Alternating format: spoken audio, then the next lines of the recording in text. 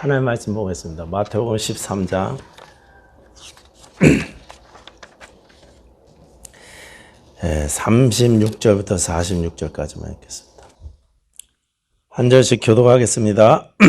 제가 먼저 읽겠습니다. 이에 예수께서 무리를 떠나사 집에 들어가시니 제자들이 나와 이르되 밭의 가라지의 비유를 우리에게 설명하여 주소서.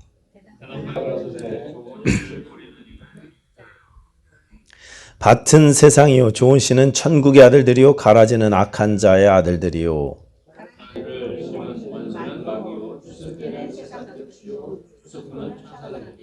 그런즉 가라지를 거두어 불에 사르는 것 같이 세상 끝에도 그러하리라.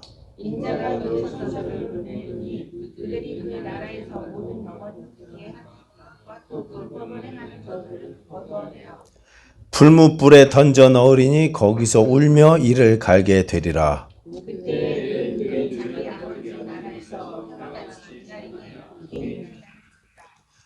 천국은 마치 밭에 감추인 보화와 같으니 사람이 이를 발견한 후 숨겨두고 기뻐하며 돌아가서 자기의 소유를 다 팔아 그 밭을 사느니라. 다 같이 극히 값진 진주 하나를 발견하며 가서 자기의 소유를 다 팔아 그 진주를 사느니라. 아멘. 기도하겠습니다. 하나님 은혜의 아버지 감사드립니다. 하나님께서 우리를 날마다 보호하시고 인도하시고 우리 삶을 주장하시는 줄로 믿습니다. 좋으신 주님께서 우리를 사랑하시고 우리를 기뻐하사 하나님의 선하신 길로 인도하시는 줄로 믿습니다. 이 시간에 우리에게 말씀 주실 때 주의 말씀을 잘 깨달을 수 있는 경의 귀가 열리게 하여 주시고 또 겸손히 주의 말씀을 받을 수 있는 마음도 허락해 주시옵소서. 예수님 이름으로 기도하였습니다. 아멘. 자, 천국의 씨앗은요, 제일 처음 비유에는 씨앗은 말씀이다 그렇게 이야기하셨어요. 하늘나라는 우리 심령 안에 말씀이 떨어질 때 시작됩니다. 말씀으로 시작됩니다. 말씀 없이는요, 하나님의 나라가 시작되지 않습니다. 말씀이 들어가야 우리 안에 천국이 시작되는 것입니다. 일단 말씀이 떨어지면 비록 우리 눈에 보이는 겨자씨나 거의 눈에 보이지 않는 겨자씨처럼 작아도 또는 누룩처럼 연약한 모습이어도 그 안에서 말씀이 역사하기 시작합니다. 그리고 서서히 자라기 시작합니다. 천국이 자라는 것입니다. 근데 씨앗이 자라서 열매를 맺는 것은 이제 갑자기 하루아침에 그렇게 되는 건 아니죠. 오늘 심었다고 그 다음날 확 열매를 맺지는 않습니다. 충분한 때가 지날 때까지 기다려야 열매를 맺습니다. 가라지 비유로 보면 추수 때까지 기다렸다가 추수 때에 알곡과 가라지를 구분합니다. 겨자씨는 큰 나무가 될 때까지 기다려야 그 나무 그늘 안에서 새들이 쉴 수 있습니다. 또 누룩은 전부 부풀 때까지 기다려야 빵을 만들기 시작합니다. 어떤 것은 오래 기다려야 될 수도 있고 또 어떤 것은 잠깐 동안 기다리면 되기도 하지만 어쨌든 다 기다려야 됩니다. 언제까지인지는 알 수 없지만 하나님의 때가 차기까지는 우리가 기다리는 것입니다. 천국은 기다리면서 자라갑니다. 예수님께서는 바닷가에서 무리에게 이 가라지 비유도 해주셨는데 그 해석은요 집에 들어와서 제자들에게만 해주셨어요. 24절, 25절 오늘 읽은 말씀 앞에 24절, 25절을 다 같이 읽어보겠습니다. 시작. 예수께서 그들 앞에 또 비유를 들어 이르시되 천국은 좋은 씨를 제 밭에 뿌린 사람과 같으니 사람들이 잘 때 그 원수가 와서 곡식 가운데 가라지를 덧뿌리고 갔더니. 어떤 사람이 좋은 씨를 제 밭에 뿌렸습니다. 그런데 원수가 와서 밤에 그 밭에 가라지를 뿌렸대요. 덧뿌렸대요. 이게 우리 유대 사람들을 보면요 한국 사람 성정하고 거의 비슷한 것 같아요. 남 잘 되는 꼴을 못 봐요. 그래갖고 그냥 남이 다 심어놓은 밭에 가갖고 그거 가라지를 왜 뿌리냐 이거죠. 왜 뿌려요? 너 망하라고 뿌리는 거죠. 마음에 안 들어서 뿌리는 거죠. 이 상황은요 예수님 당시에 많이 있었다 그래요. 서로 갈등이 있고 그럼 밭에다 막 가라지를 막 뿌리는 것입니다. 그런 일들이 너무나 흔한 것입니다. 그런 상황에 맞춰서 빗대서 예수님께서 지금 비유로 말씀해 주시는 것입니다. 씨 뿌리는 자가 자기 밭에 좋은 씨를 뿌렸는데 거기서 좋은 씨하고 가라지가 같이 자랍니다. 섞여 있습니다. 이 세상에 알곡도 있고 가라지도 있습니다. 심지어 교회 안에도 알곡도 있고 가라지도 있습니다. 겉모습은 똑같습니다. 겉모습은 똑같아요. 열매를 보기까지는요 똑같습니다. 싹도 똑같고 줄기도 똑같고 잎사귀도 똑같습니다. 근데 열매가 완전히 달라요. 교회 안에도 알곡과 가라지가 섞여 있습니다. 옆에 분 한번 이렇게 보세요. 옆에 분 한번 보십시오. 가라지 같아 보이십니까 혹시?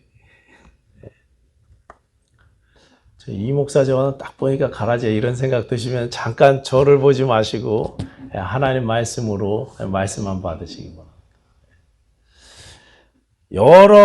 여기 나오는 이 가라지는 그냥 잡초는 아니에요. 그냥 잡초를 뿌린 게 아닙니다. 한국에는 없는 식물인데요. 한국말로는 이게 독보리라 그러는데요. 독보리라고 번역한대요. 이 가라지를. 독보리. 근데 이 독보리가요. 왜 독보리냐면 생긴 거는 밀하고 똑같이 생겼는데 이삭이 맺히면 그게 까맣게 익어갖고 그거 못 모르고 섞어갖고 같이 빵 반죽을 해서 드시면 이게 독이 굉장히 세고 심하면은 목숨을 잃기까지 한답니다. 그래서 독보리래요. 처음에 싹이 나고 잎이 나면은요 생김새가 보리하고 똑같은 게 아니라 밀하고 똑같습니다. 육안으로는 구분할 수 없다는 것입니다. 그래서 26절 보시면 싹이 나고 결실할 때 가라지도 보이거늘 그랬습니다. 싹이 나고 결실할 때쯤 돼야 그제서야 구분이 되는 거예요. 처음에는 구분이 안 됩니다. 이삭이 맺히기 시작하면 그러면은 구분하기 시작해요. 밀은 황금빛으로 익어가는데 독보리는 검게 익어간다고 합니다. 그리고 아까도 말씀드렸지만 이 독보리 이삭에는요 독소가 들어있다고 그렇게 알려져 있습니다. 근데 이게 더 심각한 거는요 이 뿌리가 밀하고 같이 자라갖고 막 뿌리가 엉켜갖고 그냥 서로 막 자라는 걸 방해한다 그래요. 그러다 보니까 이 독보리를 뽑다가 잘못하면 밀까지 뽑힌다는 거죠. 엉켜 있어갖고. 그래서 29절이죠. 주인이 이르되 가만두라 가라지를 뽑다가 곡식까지 뽑을까 염려하노라 그랬습니다. 뿌리가 엉켜 있으니까 같이 뽑힌다는 거예요. 알곡 다칠까봐 그냥 가만히 두는 것입니다. 근데 언제까지 가만두냐? 30절 보시면 추수 때까지입니다. 추수 때까지. 둘 다 추수 때까지 함께 자라게 두라 그렇게 말씀하셨습니다. 지금 당장 뽑아야 될 것 같은데 하나님께서 지금 당장 좀 뽑아주셨으면 좋겠는데 그냥 내버려 두시겠다는 것입니다. 자, 근데 여기 나오는 우리가 뽑을까요? 이렇게 물어본 종들은요, 우리들 가리키는 게 아니죠. 여기 종들은 누굽니까? 오늘 읽은 본문에 보면은요, 천사들이라고 되어 있습니다. 천사들. 추수꾼들은 천사들이다. 예수님께서 직접 그렇게 말씀하셨어요. 하나님께서 천사들을 가르치셔서 추수 때 알곡과 가라지를 구분하신다는 것입니다. 근데 당장 구분하지 않고 추수 때까지 미루신다 이렇게 말씀하셨습니다. 자, 그래서 우리는요 추수 때까지 기다려야 돼요. 우리는 이렇게 구분할 수 있는 능력도 안 되고 권한도 없습니다. 그건 하나님이 천사를 통해서 하실 일이고 지금 할 일이 아니라 추수 때 하실 일이라고 그렇게 말씀하신 것입니다. 우리는 이거 좀 빨리 뽑아주셨으면 좋겠는데 빨리 좀 해결됐으면 좋겠는데 그런데 뒤로 미루셔요. 내 뿌리를 막 공격하고 독을 퍼쳐대는 이 독보리를 뽑아주셨으면 좋겠습니다. 이 가라지 때문에 우리가 너무나 아프잖아요. 영적인 공격들이 너무나 심하지 않습니까? 내 인생의 아픔들이 너무나 괴롭지 않습니까? 빨리 좀 해결해 주셨으면 좋을 것 같아서 내가 그렇게 간절히 기도하고 부르짖는데 하나님께서 기다리라고 하신단 말이죠. 가만두라 그렇게 말씀하셨다는. 그렇기 때문에 여러분 기다리는 일은 인내가 필요한 것입니다. 인내가 필요해요. 뽑는 일은 내가 하는 게 아니고 천사들을 시켜서 하나님께서 하셔야 됩니다. 내가 아니라 하나님께서 뽑으실 때까지, 하나님께서 해결해 주실 때까지 우리는 기다릴 수밖에 없습니다. 기다리는 것, 인내하면서 기다리는 것, 하나님의 때까지, 하나님이 하실 때까지 기다리는 것, 이게 우리가 하는 일인데 하나님이 하실 것을 믿고 견디는 거예요. 믿고 견디는 거예요. 내가 하는 게 아닙니다. 하나님이 하시는 일이에요. 내가 한다고 고쳐질 일도 아닙니다. 내가 해서 될 일도 아니에요. 어떤 분은 부인이신데요. 결혼하시고 40년 동안을요, 남편에게 술 좀 그만 마시라고 그렇게 이야기를 하셨어요. 볼 때마다 술 좀 그만 마시라고 이야기하셨는데 지금도 술 마신대요. 지금도. 그렇게 많이 드셨는데도 지금도 마시신대. 그렇게 바가지를 긁었는데도 지금도 술을 마신다 그래요. 아무리 잔소리를 해도, 아무리 내가 노력을 해도 내가 고치는 게 아니라서 그렇습니다. 내가 뽑는 게 아니라 하나님이 뽑아주셔야, 하나님이 은혜 베풀어 주셔야 그제서야 비로소 사람이 변화되고 하나님께서 우리에게 은혜를 베풀어 주셔야 그때 우리가 변화를 체험하는 것입니다. 하나님이 하실 것을 내가 대신 하려고 하지 않는 것, 이게 우리가 기다릴 때 가져야 될 생각입니다. 그래서요, 이 기다림은요, 믿음의 사람들이 하는 일입니다. 믿음의 사람만 기다릴 수 있습니다. 하나님이 하신다는 믿음이 있어야 기다릴 수 있습니다. 시편 27편을 보면 다윗이요, 어려움을 당하고 있습니다. 다윗이 힘든 상황입니다. 뭐라고 이야기하냐면 군대가 나를 대적하여 일어난 것 같고 전쟁이 일어나서 나를 치려고 하는 것 같습니다. 이렇게 고백했어요. 온 군대가 나를 일어나서 대적하는 것 같습니다. 그런 상황인데 이런 상황이면 보통 사람은요, 마음이 흔들려야 정상입니다. 불안에 떨어야 정상입니다. 근데 다윗도 겉으로는 담대해 보이고 겉으로는 여전히 태연한 모습을 보였지만 속에서는요, 막 흔들렸어요. 이 시편 27편을 읽어보면 하나님이 내 빛이시고 내 구원이십니다. 이렇게 노래는 하고 있는데 믿음으로 의지적으로 고백은 하고 있는데 속에서는요 막 불안해합니다. 그래서 중간부터는요 하나님 내 부르짖음에 내 간절한 기도에 응답해 주셔서 긍휼을 베풀어 달라고 그렇게 부르짖었어요. 나를 버리지 마시고 나를 떠나지 말아 주십시오. 이렇게 막 간절히 부르짖었어요. 너무나 불안해갖고. 다윗도 그랬습니다. 그러더니 마지막에 이분이 어떻게 선포하냐.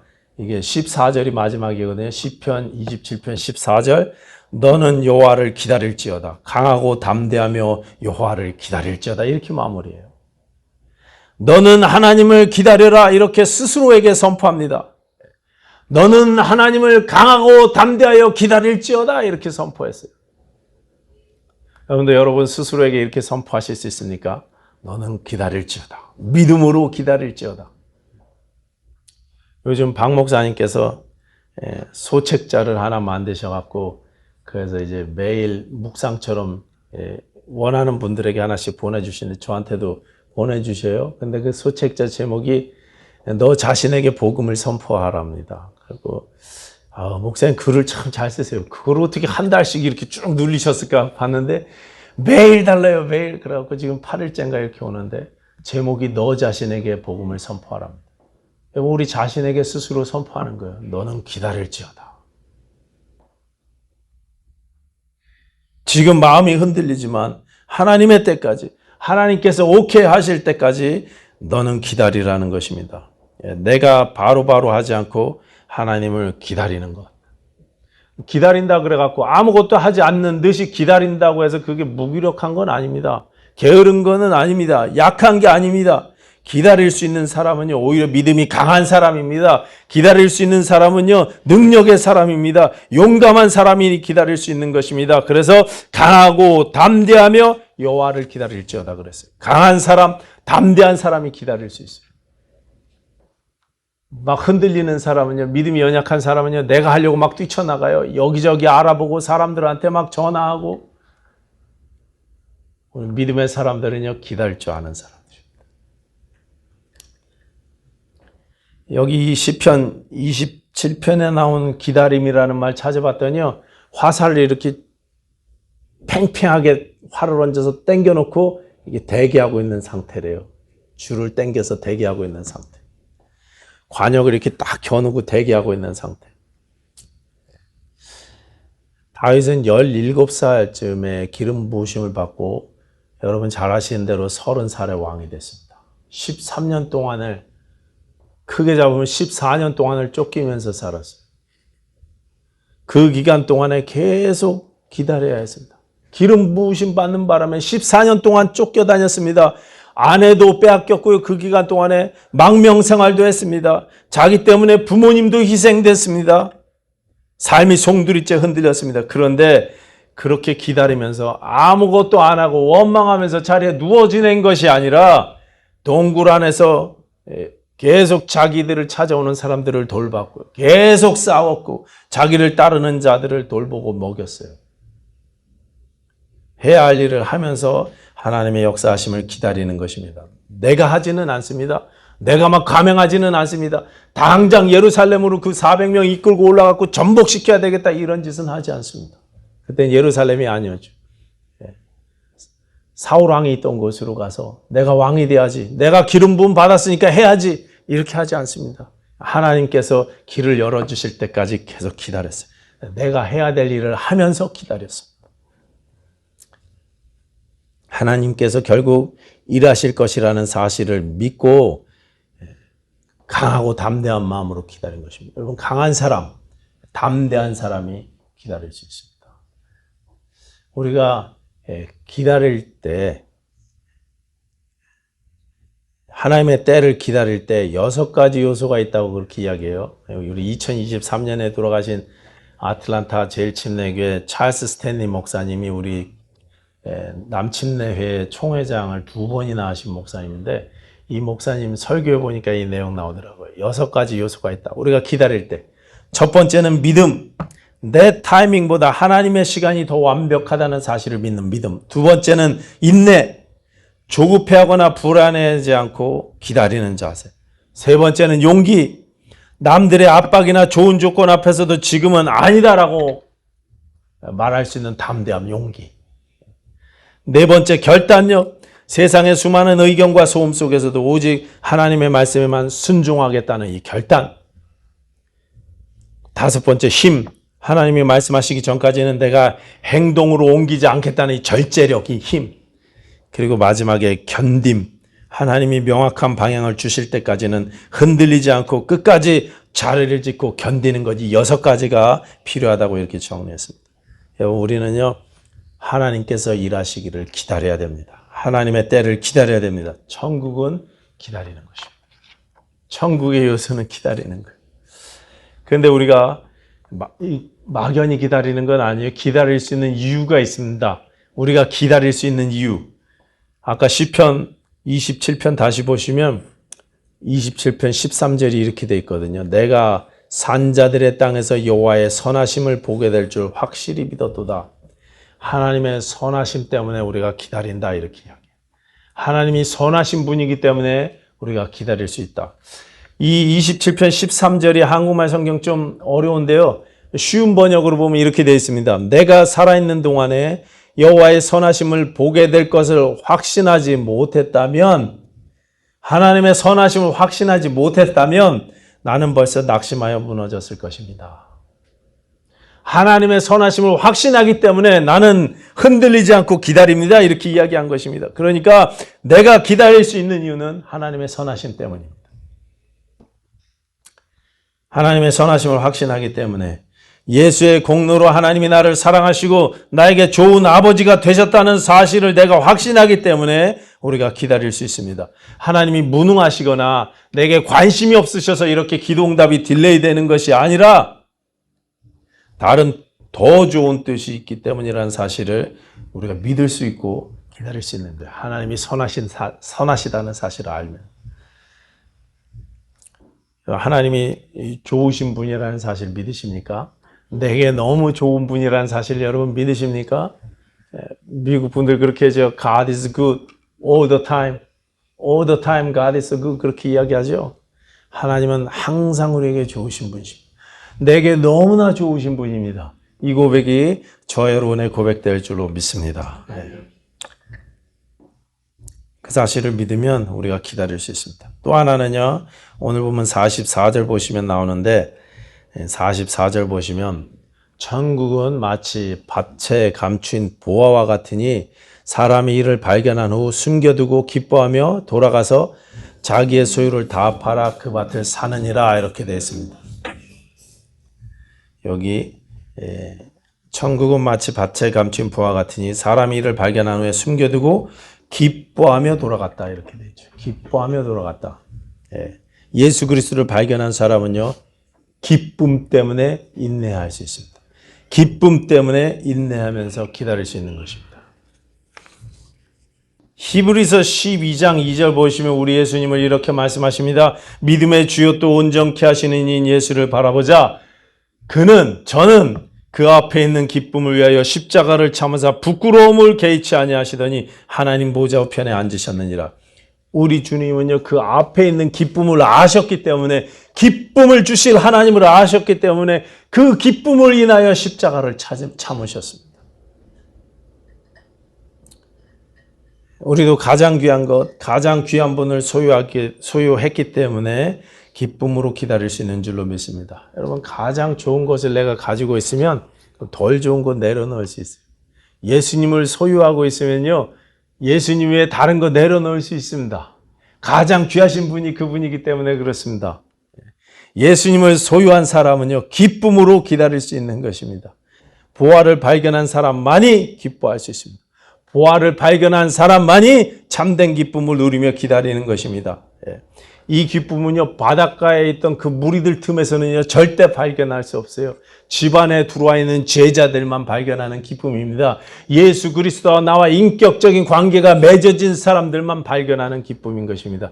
천국의 기쁨은요, 예수와 나와의 관계 가운데서 발견됩니다. 저와 여러분은 예수 그리스도를 발견한 사람들이기 때문에, 보화이신 예수님을 발견했기 때문에 그 기쁨으로 우리가 기다릴 수 있는 줄로 믿습니다. 마지막으로 하나 더 말씀드리고 싶은 게 있는데요. 마태복음 27장 50절에 보시면 예수님께서 돌아가실 때를 마태복음은 뭐라고 이야기하냐면 영원히 떠나가시니라 이렇게 이야기합니다. 그럼 마가복음은 뭐라고 이야기하시냐면 운명하시니라 이렇게 돼 있어요. 누가복음도 운명하셨다 이렇게 이야기합니다. 근데 둘 다 다른 단어지만 한국말로는 그렇게 얘기해요.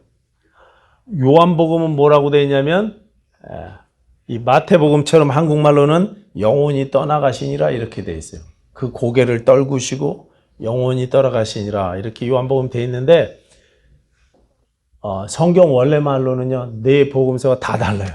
다 달라요. 마태복음하고 요한복음이 한국말로는 똑같지만 다릅니다. 마태복음에서 뭐라고 이야기하냐면